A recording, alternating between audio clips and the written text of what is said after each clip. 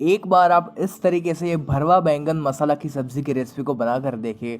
कसम से कह रहा हूँ, आप अपनी उंगलियां चाटते रह जाओगे। तो चलिए शुरू करते हैं आज की इस रेसिपी को। तो इस भरवा बैंगन मसाला को बनाने के लिए हम उसकी सबसे इम्पोर्टेंट चीज़ बनाएंगे और वो है उसका मसाला।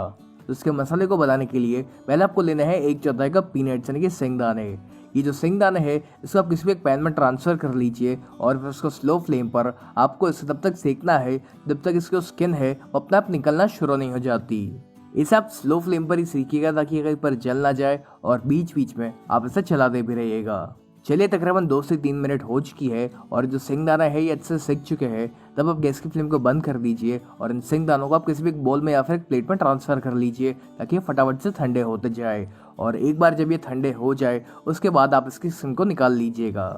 अब उसी पैन में हमें ऐड करना है 2 बड़ी चम्मच जितना साबुत धनिया यानी कि कोरिएंडर सीड्स। फिर इसमें जाएगा आधा बड़ी चम्मच जीरा यानी कि क्यूमीन सीड्स और 8 से 10 लाल मिर्च। ये जो मसाला बना रहा है इसको हमें एकदम ही तेज़ बनाना है यानी कि एकदम ही स्ट्रॉन्ग और तीखा बनाना है, इसलिए हमने यहाँ पर ज़्यादा लाल मिर्च का इस्तेमाल किया हुआ है। जब कभी भी आप इस तरह की सब्जी बनाओ यानी कि भरवा बैंगन बनाओ या भरवा भिंडी बनाओ या भरवा शिमला मिर्च बनाओ तो उसके मसाले को हमेशा तेज़ रखें। अब इसको स्लो या फिर मीडियम फ्लेम पर हमें इसे तकरीबन 2 से 3 मिनट के लिए भूनना है।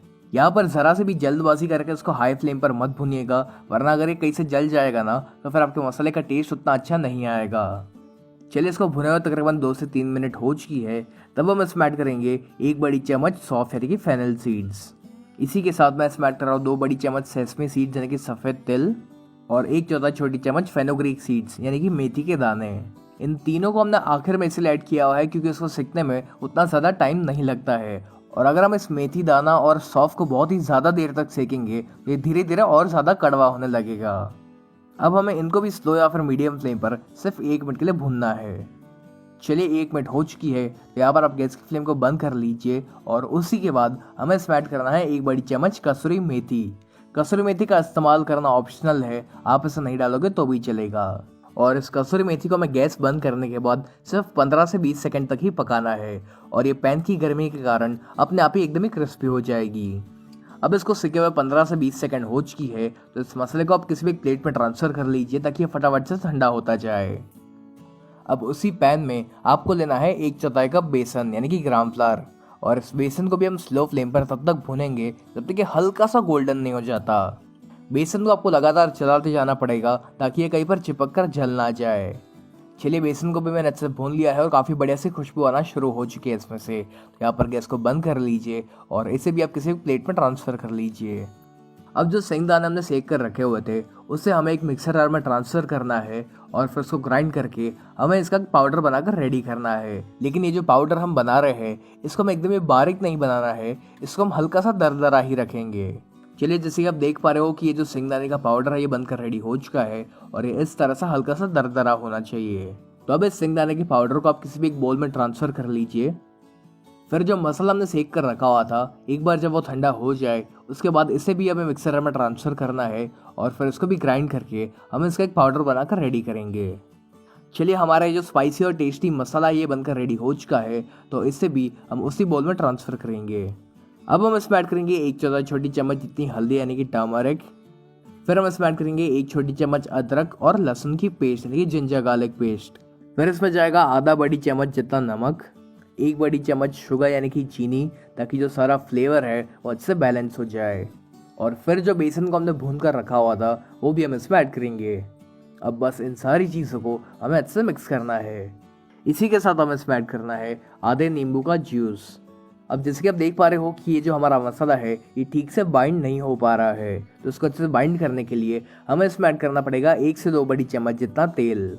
इस मसाले को इस तरह से बाइंड करना काफ़ी इंपॉर्टेंट है। अगर आप इसको इस तरह से बाइंड नहीं करते हो तो जब आप इस मसाले को बैंगन के अंदर फिल करोगे और उसको सेकोगे तो सारा मसाला जो है वो बाहर निकल जाएगा।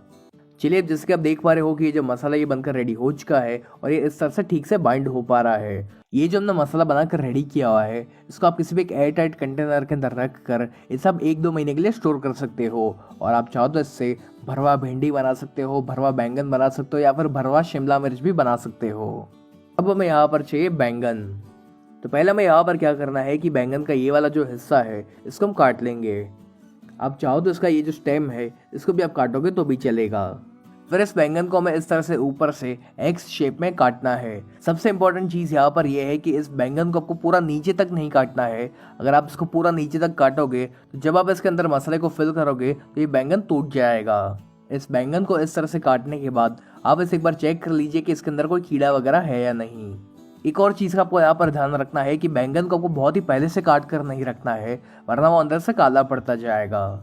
सारे बैंगन को आपको इस तरह से काट कर रेडी करना है और उसके बाद हम इसके अंदर मसाला फिल करेंगे।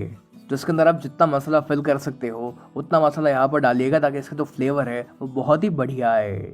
चलिए, इस बैंगन के अंदर मैंने ये मसाला फिल कर लिया है और इसी तरह से आपको बाकी सारे बैंगन के अंदर भी यही सारा मसाला फिल करके रेडी करना है। भरवा बैंगन की सब्जी को मेरे घर में 2 तरीकों से बनाया जाता है। एक ग्रेवी वाला भरवा बैंगन हम बनाते हैं और दूसरा जो भरवा बैंगन है उसको हम प्रेशर कुकर के अंदर बनाते हैं। आज तो मैं आपको ये ग्रेवी वाला भरवा बैंगन दिखा रहा हूँ, लेकिन अगर आपको ये जानना हो कि इसको प्रेशर कुकर के अंदर फटाफट से कैसे बनाया जाता है तो आप मुझे कमेंट्स में ज़रूर लिखकर बताइएगा। मैं उसकी भी रेसिपी आपके साथ ज़रूर शेयर करूँगा। तो इस ग्रेवी वाले भरवा बैंगन को बनाने के लिए पहले किसी भी कढ़ाई में या फिर एक पैन में आपको लेना है 2 से 3 बड़ी चम्मच तेल। तेल को आप अच्छे से गर्म होने दीजिए और उसके बाद जो बैंगन के अंदर हमने मसाला भर कर रखा हुआ था वो हम इसके अंदर ऐड करेंगे और फिर हम इसको स्लो फ्लेम पर तब तक सेकना है जब तक कि 80 या 90% कुक नहीं हो जाता। अभी फिलहाल आपको इसको पूरी तरीके से नहीं पकाना है, क्योंकि बाद में हम इसको ग्रेवी के अंदर डालकर इसे थोड़ी देर और पकाएंगे। बीच बीच में आप इस बैंगन को पलटते रहिएगा ताकि ये एक जगह से जल ना जाए। अब चाहो तो इस बैंगन को इस तरह से ढक कर पका सकते हो ताकि फटाफट से कुक हो जाए।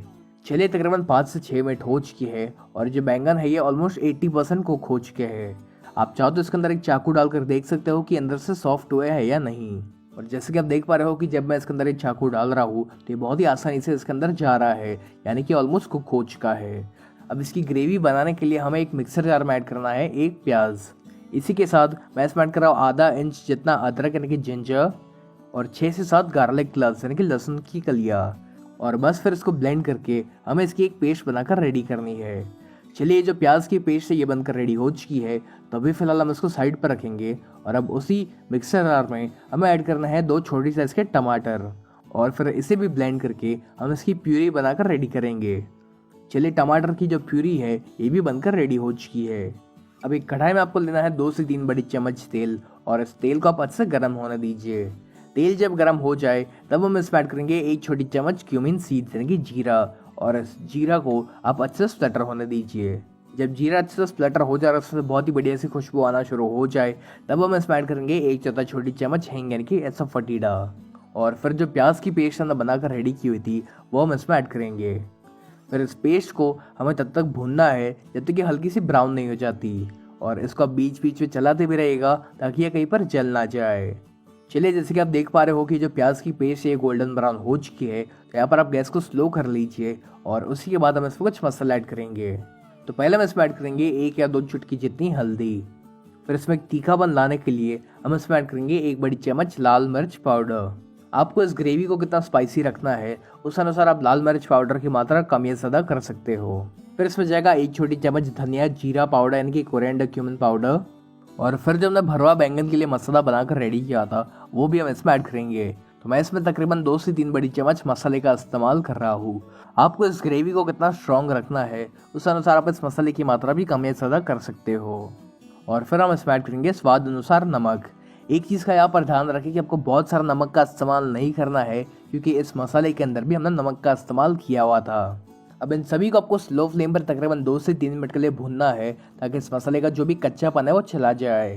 इन मसालों को सेके हुए तकरीबन 2 से 3 मिनट हो चुकी है। तो अब जो टमाटर की प्यूरी हमने बनाकर रेडी की हुई थी वो हम इसमें ऐड करेंगे और फिर इस प्यूरी को आपको 4 से 5 मिनट के लिए अच्छे से पकाना है ताकि इसका जो कच्चा फ्लेवर है वो चला जाए। जब टमाटर की प्यूरी भी अच्छे से कुक हो जाए उसके बाद हम इसमें ऐड करेंगे पानी। मैं इसमें तकरीबन 2 गिलास जितना पानी का यहाँ पर इस्तेमाल कर रहा हूँ। आपको इस ग्रेवी को कितना गाढ़ा या फिर कितना पतला रखना है उस अनुसार आप पानी की मात्रा भी कम या ज़्यादा कर सकते हो। अब इस ग्रेवी के अंदर हमें एक बार उबाल आने देना है। तो इस ग्रेवी को आप ढक कर पकाइएगा ताकि जो छींटे हैं ये बाहर ना गिरे। चलिए, इस ग्रेवी के अंदर काफ़ी अच्छे से उबाल आना शुरू हो चुका है और एक ग्रेवी बनकर रेडी हो चुकी है। तब जो हमने बैंगन को सेक कर रखा हुआ था वो हम इसके अंदर ऐड करेंगे और फिर इसे एक आखिरी बार ढक कर हमें इस बैंगन को तकरीबन 4 से 5 मिनट के लिए पकाना है ताकि सारा जो ग्रेवी का फ्लेवर है वो इस बैंगन के अंदर अच्छे से आ जाए। बीच बीच में आप उसको चलाते भी रहेगा ताकि नीचे से कहीं पर चिपक ना जाए। चलिए तकरीबन 5 मिनट हो चुकी है और ये हमारी एकदम ही ज़बरदस्त भरवा बैंगन की सब्ज़ी बनकर रेडी हो चुकी है। तो अब सबसे आखिर में हम इसमें ऐड करेंगे थोड़ा सा धनिया और बस इन सभी चीज़ों को हम एक बार मिक्स करना है। तो ये एकदम ही ज़बरदस्त और टेस्टी भरवा बैंगन मसाला बनकर रेडी हो चुका है। तो आइए अब हम इसको सर्व करते हैं। तो कैसी लगी आपको ये भरवा बैंगन मसाले की रेसिपी? अगर आपको ये वीडियो पसंद आया हो इसको लाइक और शेयर ज़रूर कीजिएगा और आपको और कौन सी सब्जियों की रेसिपीज़ जाननी है ये भी आप मुझे कमेंट्स में ज़रूर लिख कर बताइएगा।